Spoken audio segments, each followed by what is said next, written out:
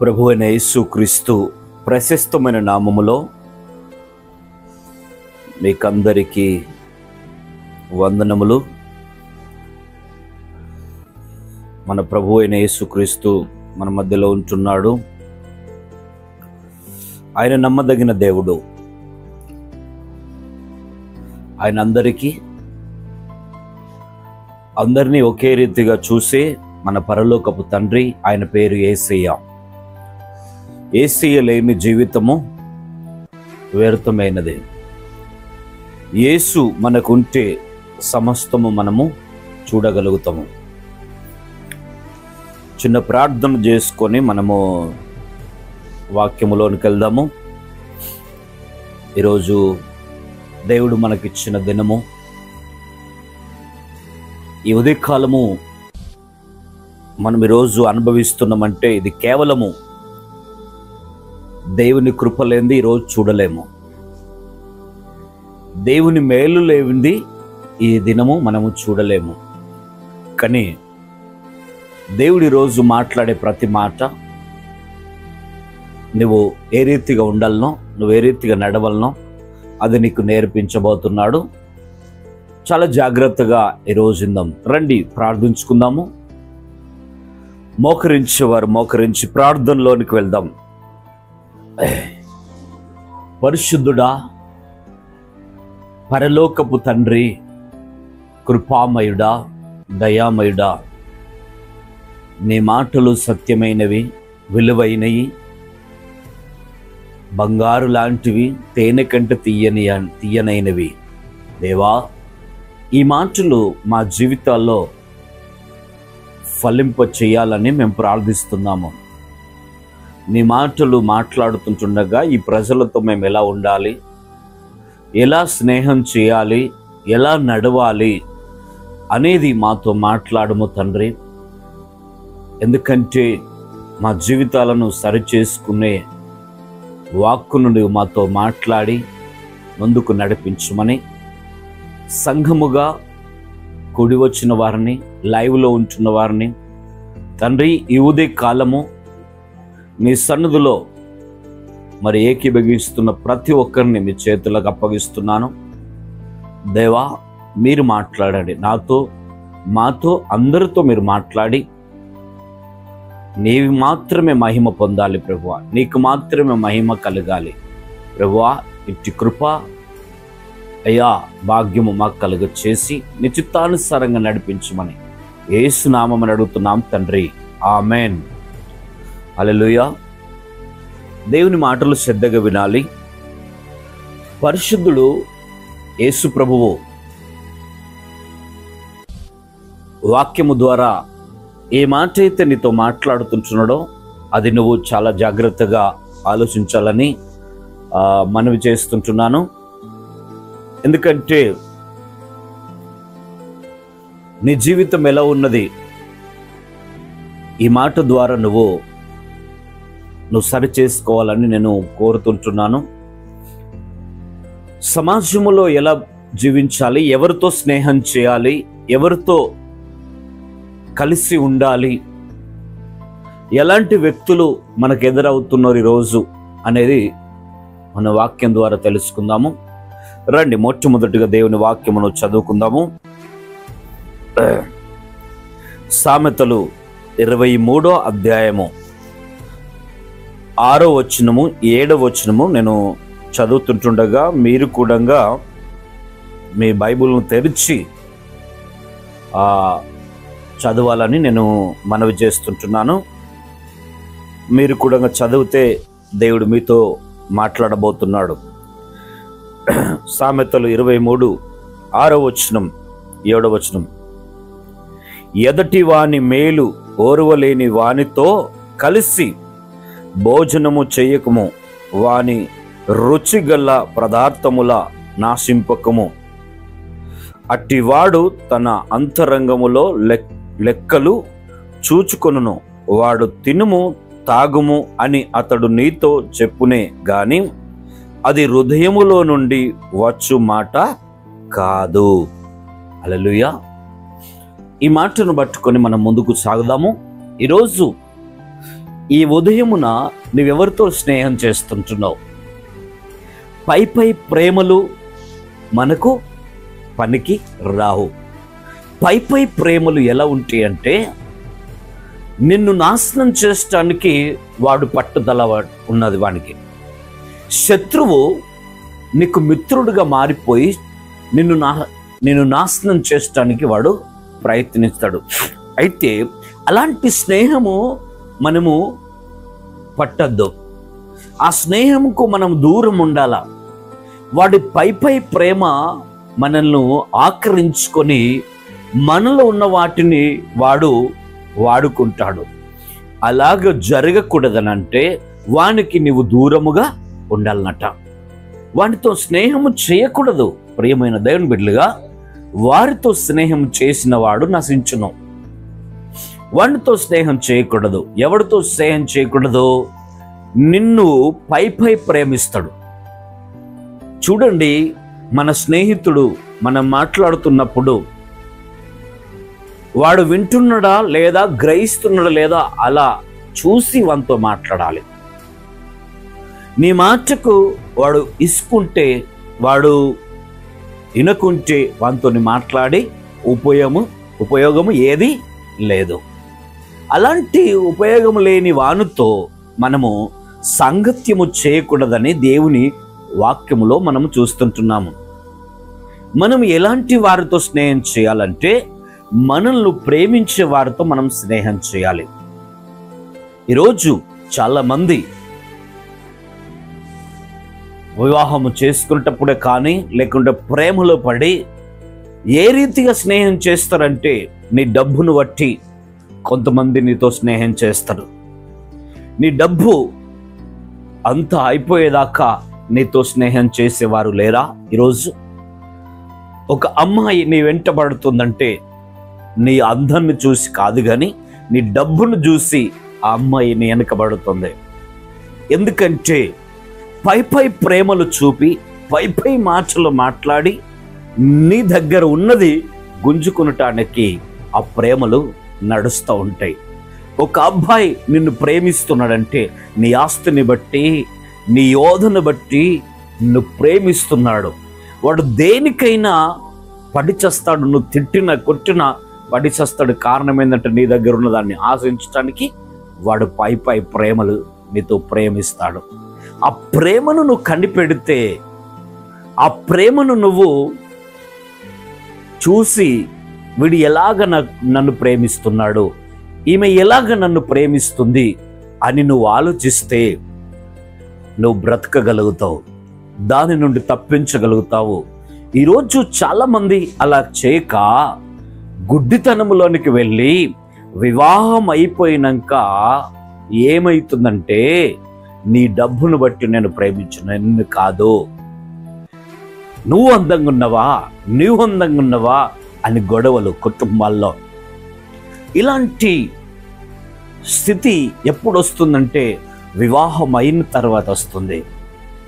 అలా జరగకూడదంటే, నీవు మొట్టమొదటగా ప్రేమిస్తున్నప్పుడు నువ్వు తెలుసుకునేది ఏంటిది?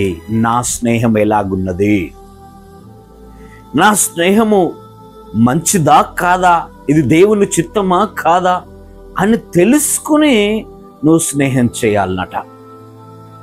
వాడు పై పైకి నీకు ఇది కొంటా అది కొంటా అంటే, వాని యొక్క ఒలలో పడితే ఏమైపోతామో, మరణానికి గురైతాము. హల్లెలూయా. చేపలు పట్టేవాడు ఏం చేస్తాడు? మొట్టమొదట దానికి కావలసిన ఆహారాన్ని, అందమైన ఆహారాన్ని ఆ గాలానికి పెట్టి వాడు నీటిలో వదిలిపెడితే ఆ చేప ఆ ఆహారము తినటానికి వస్తుంది. దాని వెనుక ఏమున్నదన్నది చూడదు, కానీ నేను ఇది ఆహారము తింటున్న పరిస్థితి ఏంటిదన్నది చూడదు. కానీ అదేం చేస్తుందంట, నీటిలో వేయంగానే కనిపించిన వెంటనే అది మింగుతుంది. కానీ దాని ప్రాణానికి వస్తుందని దానికి తెలియదు. అందుకే మీరు గమనించాలా, నీకు వల వేస్తున్నాడు, నీకు వెర వేస్తున్నాడు, ఆ వైర నుండి నువ్వు తప్పించుకునే ప్రయత్నం చేయాలి. ఎందుకంటే ఈ భూమి మీద బ్రతకాలంటే, నువ్వు క్షేమముగా ఉండాలంటే నీ మొట్టమొదట స్నేహాన్ని సరిచేసుకోవాలా. నీ వెనుక ఉంటున్నవాడు, నీతో ఉంటున్నవారు ఎలాంటి వారన్నది నువ్వు పరిశీలన చేయాలా. అప్పుడు నీ జీవితము బాగుంటుంది. నీ యొక్క పనిలో నువ్వు వర్ధిల్లగలుగుతావు. నిన్ను బట్టి ఏడిచే వానితో నువ్వు స్నేహం చేయకూడదు. నీ పనిని బట్టి నిన్ను వెంబడిస్తున్నాడేమో, నీ డబ్బును చూసి నేను వెంబడిస్తున్నాడేమో, నీ పలుకువాడిని చూసి వెంబడిస్తున్నాడేమో, వాడెప్పుడు నీకు ఉరిగా మారుతాడో నీకు తెలియదు. కాబట్టి వానితో సాంగత్యము చేయకూడదని బైబుల్ చెప్తుంటున్నది. ప్రతి విషయంలో గమనించాలా, ఆలోచించాలా. ఆలోచించినప్పుడే కదా నీ జీవితాన్ని కట్టుకోగలుగుతావు. ప్రియమైన దేవుని బిడ్డలుగా ఆలోచించినప్పుడే కదా నీ దేవుడైన యెహోవా నీకు ఆదరణగా ఉంటాడు. యేసు ప్రభు నిన్నెప్పుడు విడిచిపెట్టే దేవుడు కాదు. యేసు ప్రభు ఏ వ్యక్తిని కూడా విడిచిపెట్టలేదు. ఎందుకంటే నిన్ను ప్రేమించేదే ఆయన. హల్లెలూయా. ఈరోజు నువ్వే స్థితిలో ఉన్నావు? ఈరోజు నీకు ఎలాంటి పరిస్థితి ఎదురవుతుంటున్నది? నీ స్నేహితులు నిన్ను ముంచారా? నీ దగ్గర ఉన్నన్ని రోజులు నిన్ను వెంబడించారా? ఇకనన్నా నువ్వు మారి దేవుడైన యెహోవా దగ్గరికి, పరిశుద్ధుడైన యేసు ప్రభు దగ్గరికి, ఆయన మందిరానికి రా. ఆయన నీకు మరలా తిరిగి పునర్జన్మ ఇస్తాడు. మరొక జన్మం దినం ఇస్తాడు నీకు. ఆ రోజు నుండి నువ్వెక్కడికి వెళ్ళినా వర్ధిల్లుతావు. జీవితాన్ని సరి చేసుకోవాలా. మన యొక్క జీవితాన్ని దేవునికి అప్పగించాలా. అలా అప్పగించటం లేదు. ఉన్నరా? లేదు. సొంత ఆలోచనలతో సొంత నిర్ణయం తీసుకొని ఈరోజు కుంగిపోతున్నారు, ఈరోజు పడిపోతున్నారు. స్నేహమని, ప్రేమ అని కన్నవారిని విడిచిపెట్టి 3 రోజుల ముందు పరిచయమైన వాడితో లేచిపోయే ప్రేమలు ఎన్నో ఉన్నాయి. భోజనం లేక తీసుకుపోయిన డబ్బును వాడు అయిపోయేదాకా ఖర్చు పెట్టి ఎంజాయ్ చేసి నీ ఇంటికి నువ్వు పొమ్మని వాడు బెదిరించుతాడు. అలాంటి ప్రేమ మంచిది కాదు. ప్రియమైన దేవుని బిడ్డగా, నీ తల్లిదండ్రులు నిన్ను ప్రేమిస్తున్నారు, అది విలువగట్టి ప్రేమిస్తున్నారు. ప్రాణం ఇచ్చే ప్రేమ అది నీ తల్లిదండ్రి. వారిని విడిచిపెట్టి నువ్వు వెళ్ళకూడదు. నీ యవన కాలాన్ని దుష్టుని ఎదుట నువ్వు పెట్టకూడదు. దుర్మార్గుల ఎదుట నువ్వు పెట్టకూడదు. మోసం చేసే వారి ఎదుట నువ్వు పడిపోకూడదు. పడిపోతే ఏమవుతుందంటే వాడు పై ప్రేమతో నిన్ను ప్రేమించి నిన్ను మరణానికి గురి అయిపోతావు. ఇంటికి రాలేవు, తల్లిదండ్రులతో మాట్లాడలేవు, స్నేహితులతో మాట్లాడలేవు. నువ్వు చేసిన పని ఘనకార్యం ఏంటిదంటే తప్పు. తల్లిదండ్రులు విడిచిపెట్టి లేచిపోవటమే తప్పు. నువ్వు ప్రేమించటమే తప్పు. ఎందుకంటే ప్రేమ కొన్నిసార్లు బాగుంటుంది, కానీ కొన్నిసార్లు మోసం చేసే ప్రేమలు ఉంటాయి. ఆ ప్రేమలను ఆలోచించాలా. నా జీవితానికి సరి అయిన భాగస్వామి అవునా కాదా? 100కి 100 సార్లు నువ్వు ఆలోచించాలా. అలాగా ఆలోచించేవారు లేరు. నీ పనిని బట్టి వాడు వెంబడిస్తే వానితో స్నేహం చేయకూడదు. నీకు వారికి స్నేహము అవసరము లేదు. నీ ఫ్రెండే, నీ స్నేహితురాలే నిన్ను మోసం చేస్తుంది. ఎన్నో న్యూస్లలో ఎన్నో చూస్తున్నాం. మంచి స్నేహమే, కానీ మంచి పోస్ట్లో ఉన్నదంటే కోపము. నేను అదే స్టడీ చేశాను, నేను అదే స్కూల్లో చదివాను, నాకంటే పైగా ఎట్లా ఎదిగిపోయేవాడు, ఎట్లా ఎదిగిపోయా ఆమె, నా కళ్ళ ముంగట ఇలా జీవించటం అవసరం లేదని కోపము. అలాంటి వారికి దూరం ఉండండి. ఈరోజు ఎంతోమంది చనిపోతున్నారండి, తిరిగిలా రాలేక చనిపోతున్నారు. ఎన్నో కుటుంబాలు నాశనం అయిపోతున్నాయి. జాగ్రత్తగా ఉండండి.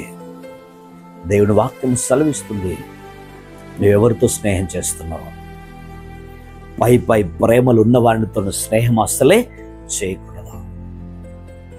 నీ జాబ్ విషయంలో స్నేహితుడు ఉన్నాడేమో, మంచి ఫ్రెండ్గా ఉన్నాడేమో, కానీ ఎప్పుడేం జరుగుతుందో నీకు తెలియదు.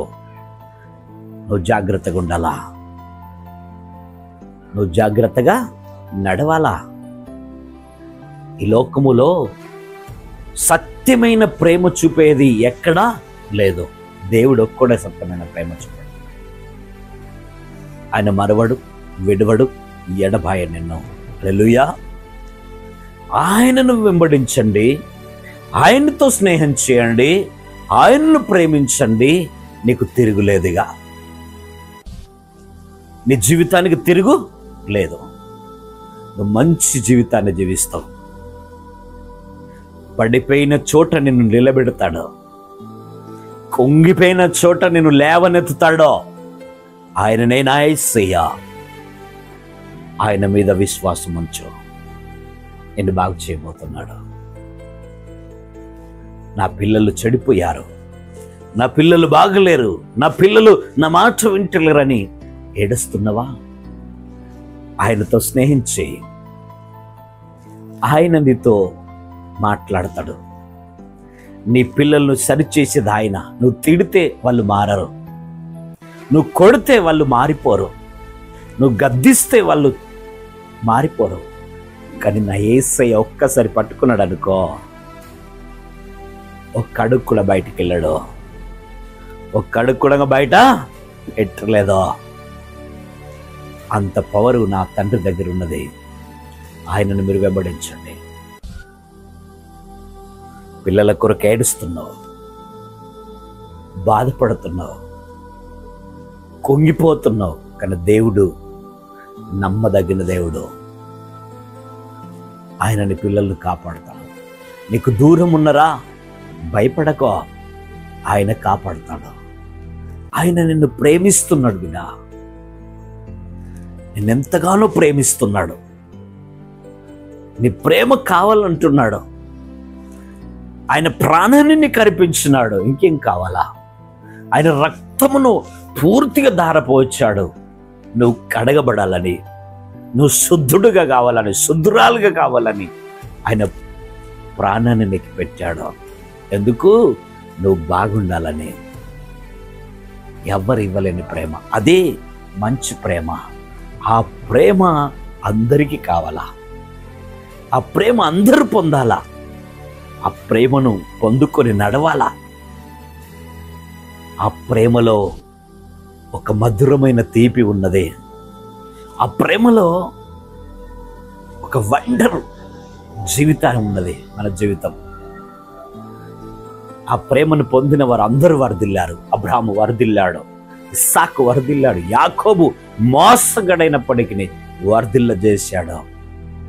ఆయన ప్రేమ కావాలన్నాడు. ప్రభా, నాకు ఇక్కడ ఏది అవసరం లేదో నన్ను దీవించు అంతే అన్నాడు. ఆస్తి ఉన్నది, అంతా ఉన్నది, కానీ నన్ను దీవించు దాకా విడిచిపెట్టాను అన్నాడు. కాళ్ళు పట్టుకొని ఏడ్చాడు. యాకోబు ఏడ్చినప్పుడు దేవుడు కనికరించాడు. పోరా, నిన్ను ఇజ్రాయెల్గా చేస్తున్న పో అని అన్నాడు. ఎంత వండర్! ఎట్లంటే నేను నిన్ను దీవిస్తున్నా వెళ్ళానన్నాడు. అలాగ నువ్వు ప్రార్థన చేయాలా. అలాగ ప్రార్థన చేస్తే కనికరము గల దేవుడు దిగస్తాడు. ప్రార్థన వలన సమస్తము సాధ్యమే. దానియేలు ప్రార్థిస్తున్నాడు. శత్రువులు వెంబడిస్తున్నారు ఆయనను, మేమద్దన్న దేవునికి ప్రార్థన చేస్తున్నాడయ్యా, నీకు మొక్కుతలేడయ్యా అని వ్యతిరేకంగా చెప్పారు.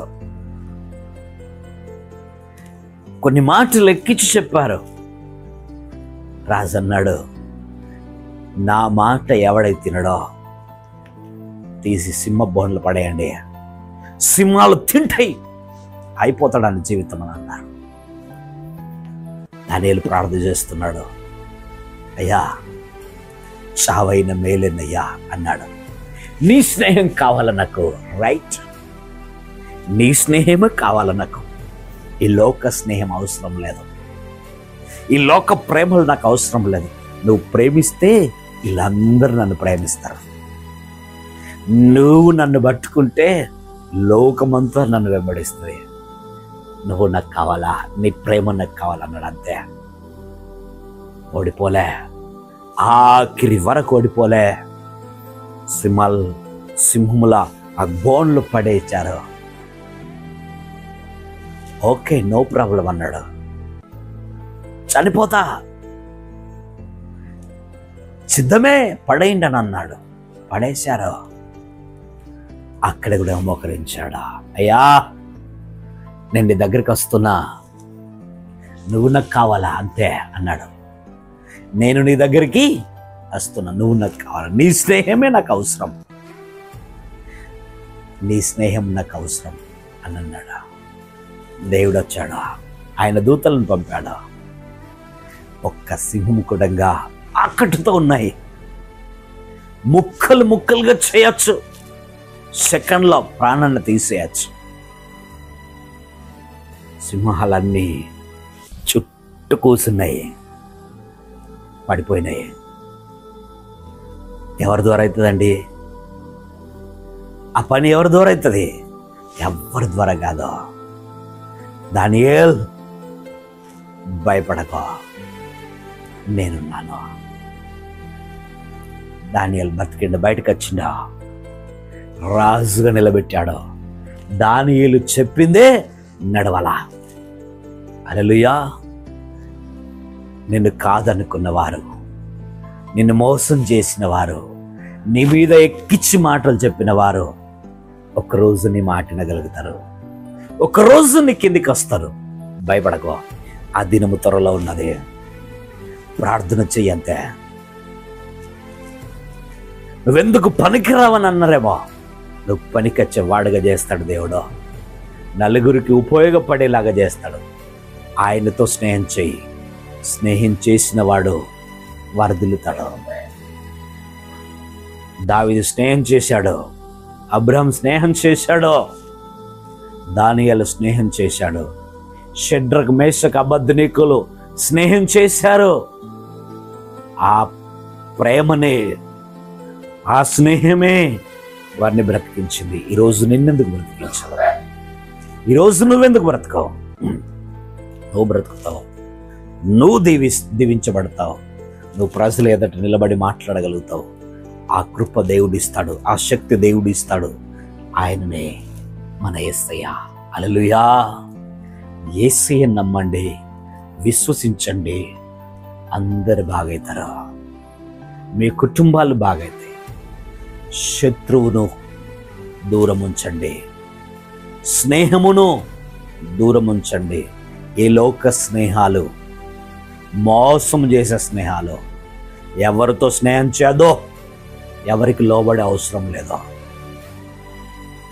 దేవునికి లోబడు, వాక్యానుసారంగా నడు, అన్ని నీ వెంట వస్తాయి. పలుకుబడి నిన్ను వెంబడిస్తుంది, డబ్బు నిన్ను వెంబడిస్తుంది, మంచి జీవితం నిన్ను వెంబడిస్తుంది. దేనికి లోబడనియది. ఆయన ప్రేమ ఉంటే ఆయననే ప్రభు అయిన యేసు క్రీస్తు, ఆయనను వెంబడించు, నీ జీవితం మారిపోతుంది. ఆమేన్. హల్లెలూయా. రండి ప్రార్థన చేసుకుందాం. దేవుడు ఈరోజు ఇచ్చిన ఈ వాగ్దానమును మీ జీవితంలోనికి చేర్చుకొని దినమంతా దేవుని పనిలో, దేవుని ఇష్టానుసారంగా పనిచేస్తూ ముందుకు సాగండి. మీ జీవితాలు దేవుడు సరిచేస్తాడు. ఇటు వాక్యమును దేవుడు దీవించి ఆశీర్వదించును గాక. ఆమేన్. రండి ప్రార్థించుకుందాం. ప్రేమ కనికరము గల దేవా, కృపా సత్య సంపూర్ణుడు అయిన యేసుక్రీస్తు ప్రభువా, ఇదిగో నా తండ్రి, నీ మాటలు చలవిస్తున్నాయి. ఎదటి వానిని మేలు ఓర్వలేని వానితో కలిసి భోజనము చేయకము అన్నావు. అయ్యా, ఎదటివాడు ఎలా ఉన్నాడో కనుగొని స్నేహం చేయాలి, కనుగొని భోజనం చేయాలి, కనుగొని నడవాల, కనుగొని ప్రభు ముందుకు సాగాల తండ్రి. ఆ స్నేహము నీవు ఒక్కడివే, నీ దగ్గరనే ఉన్న తండ్రి. నీతో స్నేహం చేస్తాం ప్రభు, నీతో జీవిస్తామయ్యా, నీతో మేము బ్రతుకుతాం తండ్రి. నీవు దీవించండి, ఆశీర్వదించండి, నీ ప్రేమను మాకు చూపించండి అయ్యా.